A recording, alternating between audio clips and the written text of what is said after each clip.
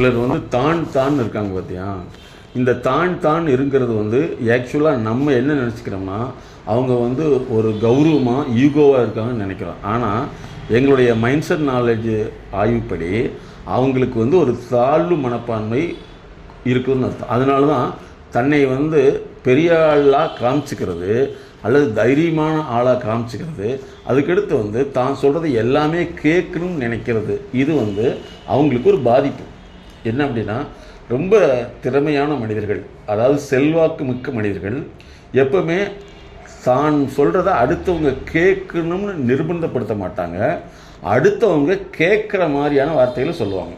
இப்போ நீ எனக்கு நான் சொல்கிற மாதிரி நீ நடக்கலை, நீ வந்து கரெக்டாக நான் என்ன எதிர்பார்க்கணும் அதை செய்யலை அப்படின்னு யார் கம்ப்ளைண்ட் பண்ணுறாங்களோ அவர்கள் வந்து அவர்களுடைய திறன் பற்றாக்குறையை வந்து மறைக்கிறதுக்காகவும், அதே போல் அவர்கள் வந்து தன்னுடைய அந்த சமூகத்தில் அல்லது அந்த குரூப்பில் வந்து தன்னை வந்து ரொம்ப தாழ்ந்த நிலையில் இருக்காங்கன்னு அர்த்தம்.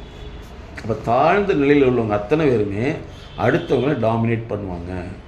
உயர்ந்த நிலையில் உள்ளவங்க அடுத்தவங்க டாமினேட் பண்ணாலும் அதை பெருசாக எடுத்துக்க மாட்டாங்க. சரி, அவங்களுக்கு இது தெரியலையா இருக்குது அப்படின்னு போயிடுவாங்க. அதனால் நீங்கள் எப்படி இருக்கணும் அப்படின்னு சொன்னால், நம்ம வந்து யாராவது டாமினேட் பண்ணுறாங்கன்னா அவங்க என்னடா இப்படி பண்ணுறாங்க, ஏன் இப்படி பண்ணுறாங்கன்னு அவங்க மேலே சங்கடப்பட வேண்டிய அவசியமே இல்லை. அவர்களுக்கு வந்து தன்னை வெளிப்படுத்தக்கூடிய வழிமுறைகளோ அல்லது வந்து புதிய செயல் நுட்பமோ செயல் நடத்தையோ அவங்கக்கிட்ட இல்லை. அப்போ அவங்க வந்து என்ன செய்வாங்க, இந்த மாதிரி செய்வாங்க. கணவன் மனைவிக்குள்ளே ஏன் பிரச்சனை வருது அப்படின்னு சொன்னால், அவங்களுக்கு பெண்களுக்கு தேவை இருக்கும், நமக்கு வந்து பிஸ்னஸில் என்ன நடக்குதுங்கிறது அவங்களுக்கு தெரியாது. ஆனால் ஆரம்ப காலத்தில் வந்து ஒரு பெண் வளர்ந்த சூழ்நிலையில் வீட்டில் வந்து பணத்தை மட்டுமே கொடுத்து வளர்த்துறாங்க அப்படின்னா, அந்த பெண்ணுக்கு வந்து பெற்றோர்களுக்கு பணம் கொடுக்குற மாதிரி நீ எனக்கு கொடுக்கல அப்படிங்கிற கம்ப்ளைண்டாக தான் இருக்கும்.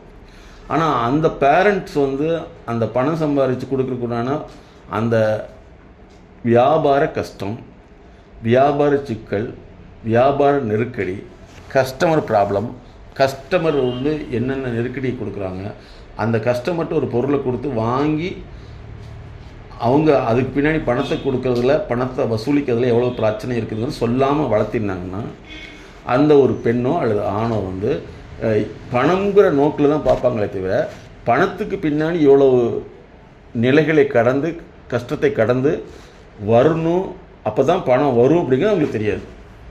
அது வந்து இன்றைக்கி நிறைய குடும்பத்தில் இருக்கக்கூடிய ஒரு முக்கியமான பிரச்சனை.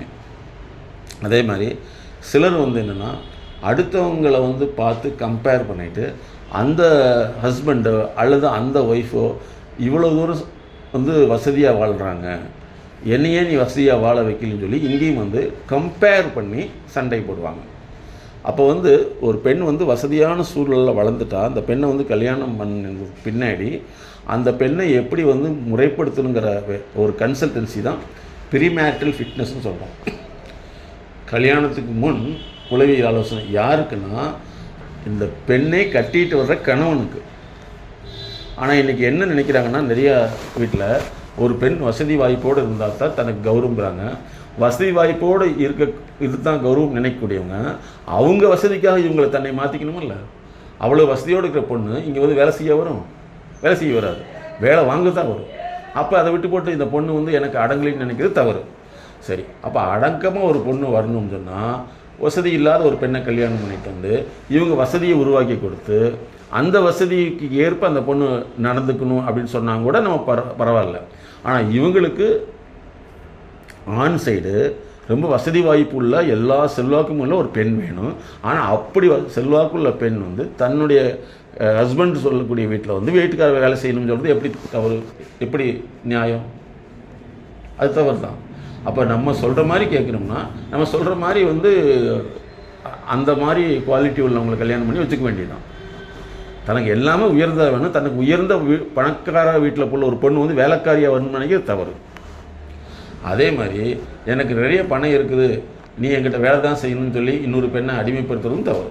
அப்போ வந்து இந்த ரெண்டு பேர்த்துக்கு இடையில எப்படி நடந்துக்கணுங்கிறது தான் வந்து ஆண்களாக இருக்கலாம் பெண்களாக இருக்கலாம், அதாவது மாப்பிள்ளையாக இருக்கலாம் பொண்ணாக இருக்கலாம், அவங்களுக்கு வந்து ஃபஸ்ட்டு வந்து யார் வந்தாலும் சரி அவங்களுக்கு ப்ரீமேரிட்டல் ஃபிட்னஸ், திருமணத்துக்கு முன் எவ்வாறு பொருத்தப்பாடு அப்படி நடந்துக்கிறது ஒரு கன்சல்டேட் ஷீட் கொடுக்குறோம். அப்புறம் போஸ்ட் மேரிட்டல் ஃபிட்னஸ்ன்னு சொல்லி திருமணத்துக்கு பின் வரக்கூடிய சின்ன சின்ன பிரச்சனைகள் ஒன்றும் இல்லை, விருப்பம் சார்ந்தது, அதே மாதிரி செயல் சார்ந்தது, அதே மாதிரி அந்த அரவணைப்பு சார்ந்தது, அப்புறம் அவங்க மேலே வந்து கேர்னு சொல்லி கவனப்படுத்திக்கிறது, அவங்கள பாதுகாப்பாக வச்சுக்கிறது, அது அவங்களுக்கு உண்டான மரியாதை கொடுக்கறது, இது சம்மந்தப்பட்டதான் பிரச்சனை வரும். அப்போ இதை நாங்கள் சரி பண்ணுறது தான் மேரேஜ் ஃபிட்னஸ்ன்னு சொல்கிறோம். சொல்ல முடியாத அழுத்த நினைவுகள், அடக்க முடியாத அழுகை, கட்டுப்படுத்த முடியாத கோபம், தாங்க முடியாத கஷ்டம், தன்னை யாரும் புரிந்து கொள்வதில்லை என்ற ஏக்கம், அதிகமான பயம், தூக்கமின்மை, உடல் சார்ந்த வலி, இன்னும் இது போன்று பல சிக்கல்களிலிருந்து விடுபட நாங்கள் உதவுகிறோம். அணுகவும்.